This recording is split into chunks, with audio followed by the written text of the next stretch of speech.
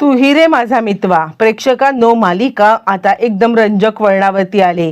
अंजलीची delivery झाल्यावरती मात्र आता रियाने कोणत्याही बाबतीमध्ये थांबायचं न ठरवता अचानकपणे आता इकडे एकावरती एक 3 गौप्यस्फोट कसे आणि आता अंजलीला धक्का बसेल हा विचार जरी अर्णव आणि ईश्वरी करत असले तरी सुद्धा रियाने हा विचार केलेला नाहीये। उलट या माणसाचं घाणेरडं सत्य जर का त्या बाईच्या समोर आलं तर आता ती या सगळ्यातून लवकरात लवकर सावरेल आणि आता माझ्यासोबत केलेला जो काही फ्रॉड आहे तो सुद्धा तिला बदला घ्यायचा असतो। प्रेक्षकांनो, त्यामुळे चिडलेली रिया या सगळ्यामध्ये आता असा काही डाव रचणार आणि त्यानंतर आता इकडे लपून बसलेल्या राजेशला, खोटं बँडेज बांधून बसलेल्या राजेशचा, अपघात न झालेल्या राजेशला कशा प्रकारे एक्सपोज करत राकेश, राजेश आणि सर्वेश हे सगळे एकत्र आहेत आणि ह्यांनी किती लग्न केलेत, किती मुलींना फसवले, सगळा कच्चा चिठ्ठा अंजलीच्या समोर आणलाय। अंजलीच्या समोर काय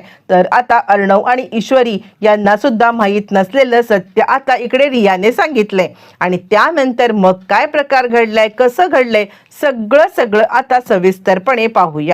प्रेक्षकांनो, आपण तर पाहिलं की अंजलीला पेन सुरू झालेले आहेत, तिला आता डिलिव्हरी पेन सुरू झालेले आहेत आणि त्यानंतर डॉक्टर आता तिची डिलिव्हरीसाठी वाट पाहत आहेत। पण आता डिलिव्हरीमध्ये अनेक कॉम्प्लिकेशन्स यायला लागलेले आहेत।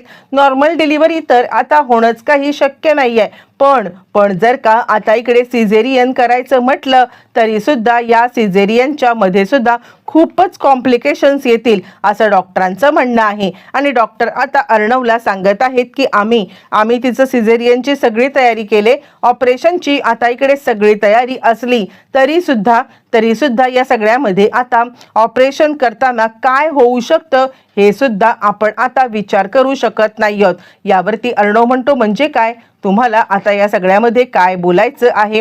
त्यावरती मग आता डॉक्टर सांगायला लागतात, म्हणजे त्यांची मानसिक स्थिती ठीक नसल्यामुळे आता इकडे त्यांचं बीपी हाय झालंय, बीपी हाय झाल्यामुळे मग आता काहीही होऊ शकतं असं म्हटल्यावरती मग आता अर्णव सांगतो, हे बघा, त्यांना कोणत्याही प्रकारे टेन्शन द्यायचं नाही, ही गोष्ट आम्ही नक्कीच, असं म्हटल्यावरती डॉक्टर म्हणतात, ठीक आहे, मी ऑपरेशनची तयारी करते, पण आता त्यांच्या मिस्टरांची कोणतीही न्यूज त्यांच्यापर्यंत अजिबात आणू देऊ नका, कारण ते ICU मध्ये आहेत असं तुम्ही आम्हाला म्हटला होतात। यावरती अर्णव म्हणतो, ठीक आहे, आणि असं म्हटल्यावरती मग आता अर्णवला जरा जास्तच टेन्शन आलेलं आहे।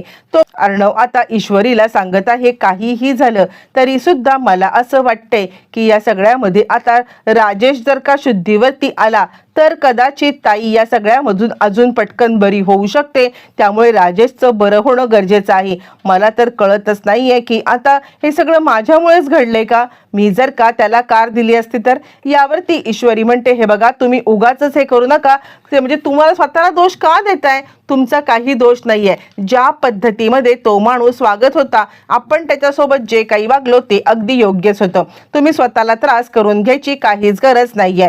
हे बघा, काहीही झालं तरी आता अंजली ताईंना काही होणार नाहीये, पण आता इकडे ह्या दोघांनाही माहित नाहीये की आता ह्या राजेशला काहीच झालेलं नाहीये, तो आता इकडे फक्त नाटक करतोय।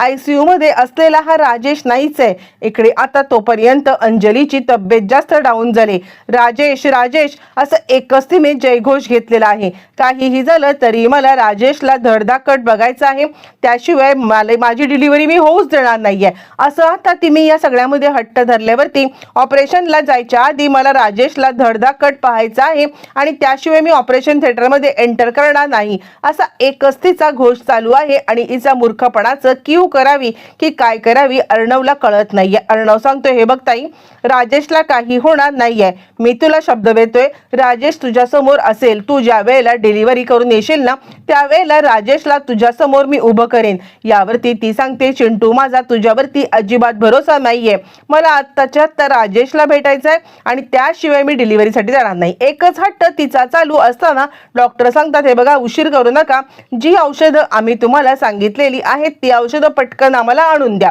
असं म्हटल्यावरती अर्णवला बाहेर जाणं भाग पडतं आणि अर्णव बाहेर गेल्यावरती मग आता इकडे तो ईश्वरीला सांगून जातो की एक काम कर, तू आता ताईच्या सोबत मी पटकन औषधं घेऊन येतो असं म्हटल्यावरती मग आता ईश्वरी सांगते ठीक आहे, तुम्ही चिंता करू नका, मी ताईंची जितकी काळजी घेता येईल तितकी काळजी घेत आहे असं म्हणत ईश्वरी आता इकडे तिकडे थांबते आणि अर्णव औषधं आणण्यासाठी गेलाय. ईश्वरी आता समजवण्याचा आपल्या परीने अंजलीला प्रयत्न करते की ताई कशाला स्वतःच्या जीवाशी खेळ करताय, हे बघा तुम्ही ऑपरेशनला तयार व्हा, काहीही झालं तरी सुद्धा हे ऑपरेशन होणं गरजेचं आहे आणि असं म्हणत ती आता समजवत आहे. पण मूर्ख अंजलीला कुठलं समजायला, ती आता स्वतःच्याच नादामध्ये आहे आणि त्यामुळे ईश्वरीला कळतच नाहीये की यांना काय समजवू. पण ज्या वेळेला अर्णव औषध आणा बाहेर आलेला आहे त्यावेळेला नेमका आता तो धडकलाय, तो म्हणजे रियाला.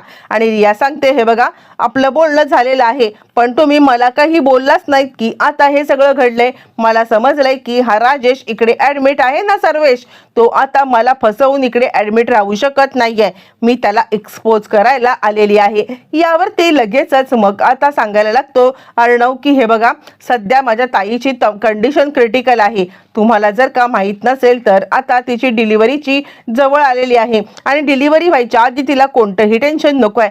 त्यावरती ती सांगते मी कोणतंही टेन्शन द्यायला नाही आलेली आहे, मी उलट या सगळ्यामध्ये तुमचं टेन्शन दूर करेन आणि तेव्हाच इथून निघून जाईन असं म्हटल्यावरती तो म्हणतो प्लीज मी तुमच्या पाया पडतो, तिकडे जाऊन उगाचच तमाशे काही करू नका. यावरती ती म्हणते नाही मी गप्प बसणार नाहीये, तुम्हाला असं वाटतंय का की तो खरंच माणूस आजारी असेल, हे बघा मी सगळी शहानिशा करून आलेली आहे, तो काही आजारी बेजारी नाहीये, त्याचा ऍक्सिडेंट झालेलाच नाहीये, तुम्ही त्याला पकडण्याचा ट्रॅप रचला होतात ना म्हणून त्यांनी तुम्हाला उलट हे करण्याचा ट्रॅप रचलेला आहे असं म्हटल्यावरती अर्णव म्हणतो काय. यावरती ती सांगते तुम्हाला वाटतंय तितका साधा भोळा तो नाहीये. अर्णव म्हणतो पण तरी सुद्धा ताईला उगाचच त्रास होईल आणि हे मला नको आहे. यावरती ती म्हणते कोणताही त्रास होणार नाहीये. यावरती अर्णव सांगायला लागतो तिने आधीच राजेशला मी बघितल्याशिवाय ऑपरेशनसाठी जाणार नाही असं सांगितलंय. यावरती ती म्हणते मग ठीक आहे, राजेशला तिच्या समोर नाही आणलं तर नाव नाही सांगणार. रिया आता धावत पळत हॉस्पिटलमध्ये आले आणि आता त्यानंतर मग तिला थांबवण्यासाठी मागोमाग तिच्या आलेला आहे अर्णव. अर्णवला असं वाटतंय की उगाचच ही काहीतरी तमाशा करेल आणि त्यानंतर ताईची तब्येत बिघडेल. तोपर्यंत आता ईश्वरी त्या जिन्यामधून खाली उतरत असताना अर्णव आता तिला सांगतो तू इथे काय करतेस, ताईच्या सोबत थांबणार होतेस ना. यावरती ती म्हणते नाही तिकडे डॉक्टर आलेत, मला थोडा वेळ बाहेर थांबायला सांगितले. त्यावरती मग आता ती सांगते तुम्ही इकडे काय करताय. यावरती लगेचच तो सांगतो अगं ती रिया आलेली आहे आणि ती रिया ताईला सगळं सत्य सांगण्यासाठी आतमध्ये चाललेली आहे. त्यावरती मग आता तो सांगतो की जर का रियाने काही तमाशा केला आणि ताईची तब्येत बिघडली तर म्हणून मला टेन्शन आले. यावरती ऐश्वरी सांगायला लागते तुम्ही चिंता करू नका, मी ताबडतोब त्या रियाला थांबवण्याचा प्रयत्न करते. मग आता अर्णव ईश्वरी धावत पळत दोघं जण त्या रियाला थांबवण्याचा प्रयत्न करतायत. वल्लरी हे सगळं पाहत आहे, वल्लरीला खूपच मजा येत आहे. तोपर्यंत मग आता रिया ज्या वेळेला हॉस्पिटलच्या आतमध्ये एंटर करते त्याच वेळेला ईश्वरी तिचा हात धरते. काय करतेस तू, अगं ऐक ना अंजली ताईंची खरंच तब्येत बरी नाहीये आणि असं करून उगाच त्यांच्या जीवाशी आपण खेळ का करायचा. यावरती ती सांगते तुला काय वाटतंय हा जीवाशी खेळ आहे, हे त्यांचे डोळे उघडण्याचं काम आहे, मूर्खपणाचा कळस करायला त्या आता निघालेल्या आहेत आणि त्या जर का असं करत असतील तर त्यांना हे करणं तुमचं पण कर्तव्य आहे. तुम्ही काय त्यांचा बाऊ करत बसलात, त्या मूर्खपणा करतायत आणि तुम्ही त्यांच्या मूर्खपणामध्ये त्यांची साथ देताय. एक गोष्ट लक्षात ठेव, या राजेशचा ऍक्सिडेंट झालेला नाहीये ईश्वरी, तू त्याला ओळखतेच चांगलं ना म्हटलेस, तर आता त्याने नाटक केलंय. मी सगळ्या गोष्टी आता शोधून आणलेल्या आहेत. मुळातच त्या ठिकाणी ज्या ठिकाणी ऍक्सिडेंट झाला ना तिकडे मी गेले होते, राजेश तिकडे नव्हताच. राजेशने आता मात्र या सगळ्यामध्ये तुमच्या घरात चोरी करून पळालाय. यावरती अर्णव म्हणतो काय. त्यावरती ती सांगायला लागते हो तुम्ही ट्रॅप रचला होतात ना त्याला अडकवण्याचा, तर आता त्याच ट्रॅपमध्ये त्यांनी तुम्हाला अडकवलंय. तुम्हाला माहित नसेल पण कोणाला तरी घरामध्ये जाऊन बघायला सांगा, जिथे तुम्ही त्याला चोरी करण्यासाठी पकडण्यासाठी जो ट्रॅप रचला होता तो चोरीचा माल कुठे आहे. तो चोरीचा माल तर कधीच गायब झालेला आहे. आणि इतकंच काय तर आता या सगळ्यामध्ये हा इकडे आहे ना ICU मध्ये, तो राजेश नाहीच आहे असं म्हटल्यावरती मग ईश्वरी म्हणते, काय बोलतेस तू? आम्ही तर इतका गिल्टमध्ये आहोत की आता आमच्याकडून हा असा प्रकार घडला. त्यावरती ती सांगायला लागते, काही गिल्टमध्ये असण्याची गरज नाहीये, मुळातच मी आता बघा काय करते असं म्हणत ती सांगते, अंजलीताईंना कोणताही त्रास होणार नाही याची आता खबरदारी मी घेईन, माझी पण जबाबदारी आहे ती असं म्हणत ती ताबड अंजलीच्या रूम मध्ये यायला निघालेली आहे. ज्या वेळेला ती अंजलीच्या रूम मध्ये येते आणि येताना ती आता राजेशचा हात धरून फरफटत त्याला आणते आणि त्यानंतर अंजली उठून उभी राहते, राजेश राजेश. यावरती आता इकडे रिया म्हणते, ज्या राजेशला इतकं प्रेमाने राजेश राजेश म्हणताय ना, तो राजेश लायकीचा नाहीये, हा सर्वेश आहे. हा माझ्यासोबत गोव्याला इतकंच नाहीये तर आता मला लग्नाचं आमिष दिलेलं आहे. माझे दागिने घेऊन पळून गेला, दागिने घेतले, मला सांगितलं की आता आपण लग्न करूया.